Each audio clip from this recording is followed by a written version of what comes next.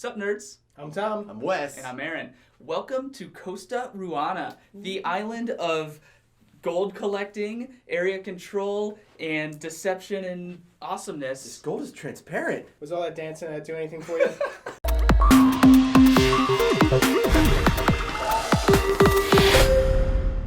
You may have seen that earlier on our channel we reviewed a game called Head of Mousehold that looked like a kid's game, but it was actually a really deep playing cards face up versus playing cards face down, kind of mind gamey game.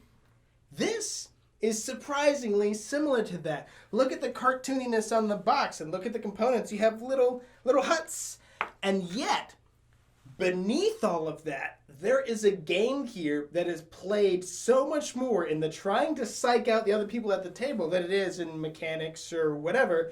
And I was kind of blown away by how deep this game really is. On the surface, it looks kind of, silly and light and, childish, but it's a area control game in which you are assigning your actions either face up or face down in front of yourself or in front of other players. There's a lot of deception and I'm going to play this in front of you. I'm going to play this in front of you.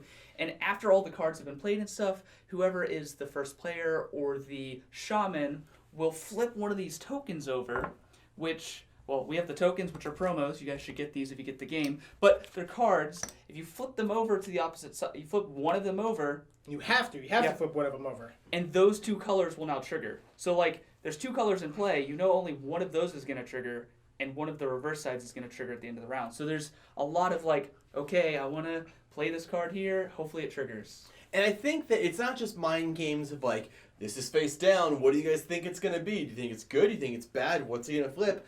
But there's so much whoever has the totems, whoever's the shaman that round, who gets to decide what flips, there's so much catering to them of I have this really good purple card that I want to play in front of me and activate for me. So since I don't want it to be green, because I want it to be purple, I'm going to play this really nasty green card on the shaman so that he doesn't want those negative effects. We'll flip it to purple, and then I'll get the positive effects. Or even, I have two good purple cards. I'll give one to you and one to me. So hey, I scratch your back, you scratch my back, we all win. Mm-hmm. So all those things, which I think that's where this game really shone for me. The fact that there's so much trying to convince someone, not by it's a social game and it's like in Celestia, you're no, I totally have it. No, stay on the ship. No, let's do it. This is I'm going to play this. You could play it silently, but still be playing mind games and trying to manipulate what other people are thinking. But again, the actual cards you're playing, not just your face or the way how good you lie. So I've said before that poker, imagine playing poker without any of your own money, right? You're just playing for chips. You kind of don't really care, right? Because you're yeah, whatever, it's not my real money. So kind of nothing matters, and I don't think that's all that fun. But on the flip side of that, when you play poker with your own money, it's almost like the stakes are too high, right? Because that's my real actual money that I'm losing, or I'm taking your money maybe if I'm doing well. But the idea of the stakes need to be high enough to where it matters. And this has a really weird mix of that to where the stakes are really high with the board state, but you can play a card down that might never trigger. Or all the cards in front of you could not trigger. You can have a turn, an entire round, it's only 5 rounds, where nothing happens. So it's almost like what I'm saying with this is you kind of need to know that and be okay with that before sitting down. You need to treat the game as a sillier game with a lot of strategy, don't get me wrong, but you need to kind of understand that it's really silly so that way when that kind of stuff happens, you're not really mad. You know what I mean? You kind of know that comes with the territory. That can really happen if you try to single out somebody and play a lot of negative cards on them, where it's okay, they're going to take negative points if it's this, or remove meeples from the board if this color triggers, or if this color, or if this color. So they're oh well, you know what? I'm going to pick the one that will, no matter what I pick, it's going to hurt me, but I'm going to try and, as the shaman, I'm going to flip over the card that will also hurt you, even though you could have face down information. I'm just going to hope that card in front of you also won't trigger because of the card you played in front of me. There's a lot of kind of remembering who is trying to stab you in the back and playing what cards in front of you. Especially, because I looked at my card once that I put face down. And you were like, I was like, but it's my card. It's like, but still, the whole thing is it's mind games. Like, you have to, like, when you put the meeple on, I want to put the meeple on the card that you put in front of Wes, not the card that Wes put in front of Wes. I need to still know which one that is. Yeah, because that meeple is really cool where you get to double a card. And again, more mind games because you're almost always going to put that on a face-down card. I mean, in our games that pretty much happened. And so as the shaman going first, you could play it on cards you played and be like, I'm going to get everybody to come with me over here, and maybe it's nothing. Maybe I'm going to negate that card, and so just nobody gets to take a second turn. And I think also within like saying all these negative and positive cards, because it actually is negative and positive numbers of either putting dudes on the board or taking dudes off the board. But in that last game you played, you had the really interesting situation where you had to remove 5 and then you get to add 6 afterwards.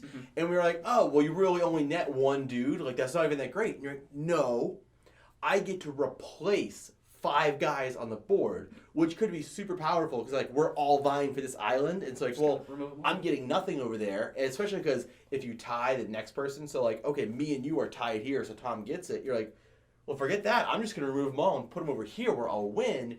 So those kind of things where, like, you may think it's negative, but you can really make it positive for you. And, like, people just don't know what your strategy is, what cards you have, what you play down. So, again, I'm going to keep saying it again and again in this review.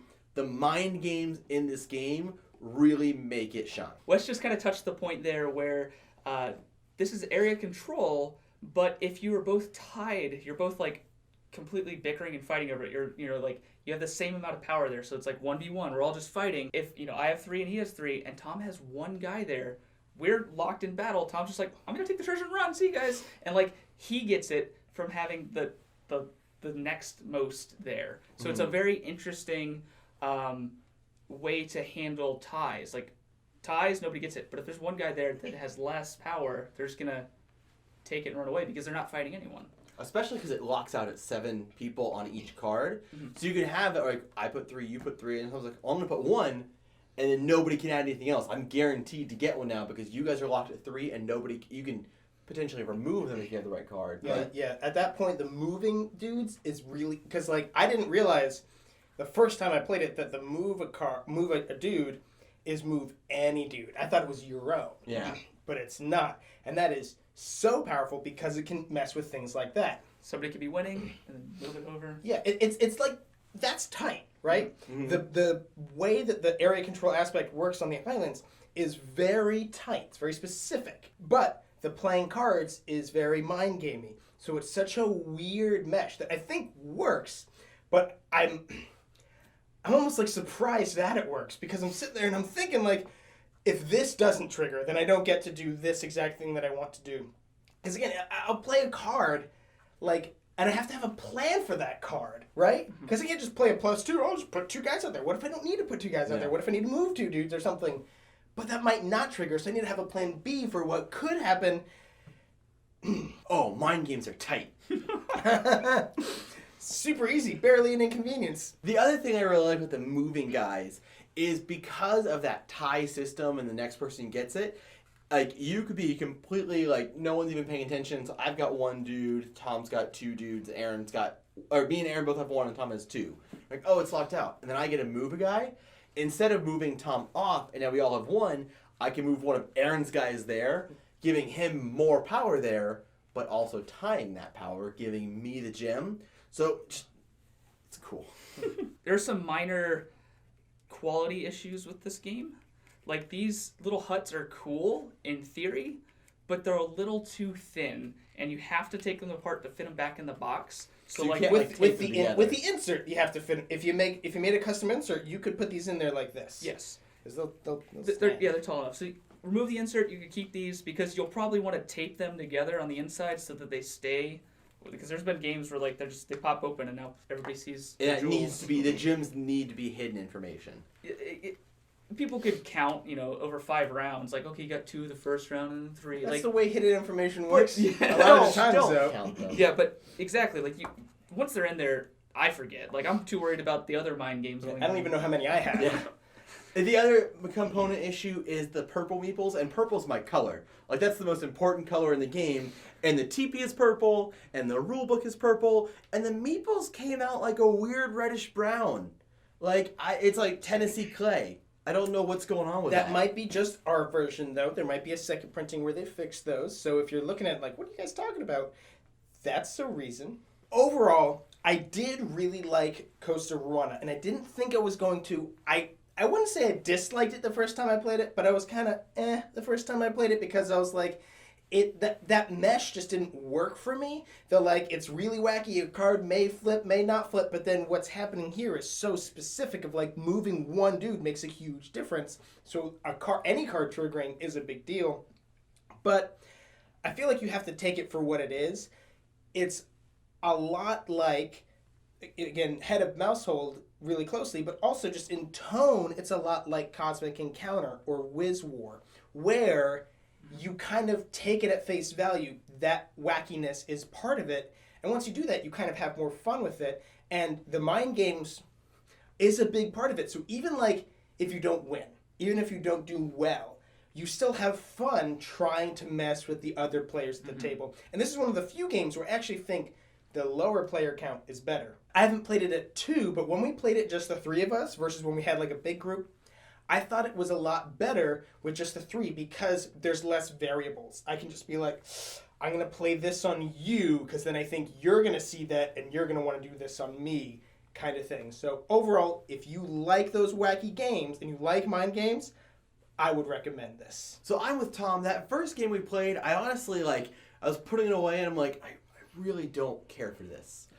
However, I think the next day when I was thinking about it, I'm like, that one situation we got in, that was pretty cool. And then that other thing happened, I enjoyed that too. And the more I was thinking about it, the more I'm like, I think I actually did enjoy that game. And I think that the component quality and kind of the graphic design is a little bit lacking. Just in my opinion, it's not what I would typically go for. But I think that the gameplay makes up for it. And again, it's not every round is it crazy or wacky, or some rounds you do nothing. But I think that in the 5 rounds, typically 2 of them, or maybe 3, something ridiculous happens that makes oh, that's why I played this game. That right there. I think more often than not, I would say. Yeah. Probably more 3 and 4 than 2. Yeah. Typically I have at least 1 or 2 rounds where it's just kind of okay, whatever. I kind of disagree with Tom that I thought at the higher player count, I'm not saying it was better than the 3-player game, but maybe it was the same. I just couldn't handle it. It's all the number thing again. There's He's so trying many to numbers. calculate. 3 is good for Tom. Once you stick more than 3 in there, he just gets uncomfortable. So I'm going to have to agree with these guys. Well, maybe not the first playthrough. I had fun the first playthrough, maybe because I read the rules and I taught it and I understood it and they just weren't listening. There's too much going on for them to... We never do. Never do. It was 2 a.m. Yeah. So this game has a little bit of everything going on with the mind games and maybe not everything. And the area control, that's 2 things. So No dice rolling, no drafting. Come on. This game is definitely almost like a party game of area control is how it kind of feels. It's how it kind of, because there's so much of that stab you in the back, take that aspect that goes with this game with the mind games. Okay, I'm going to play this -3 in front of you. Are you going to place something in front of me that'll make me change my mind, or am I just going to screw you over? And then you could play something, you could play, a +3 in front of yourself and just be like, you know what? I'm going to take 3 off. Put the 3 back on. Just be okay with what has been dealt to you. So R&R has definitely put together this pseudo area control party game that I think works really well. If any of what we've said here today sounds good to you, you can scroll down to the description box down below, click on the link, and buy yourself a copy. And hey, while you're down there, don't forget to subscribe to our channel so you'll never be bored. Be bored. Come on. I said it. Sup, nerds? I'm Tom. I'm Wes. And I'm Aaron. Today, we are going to Costa Ruana. Damn it.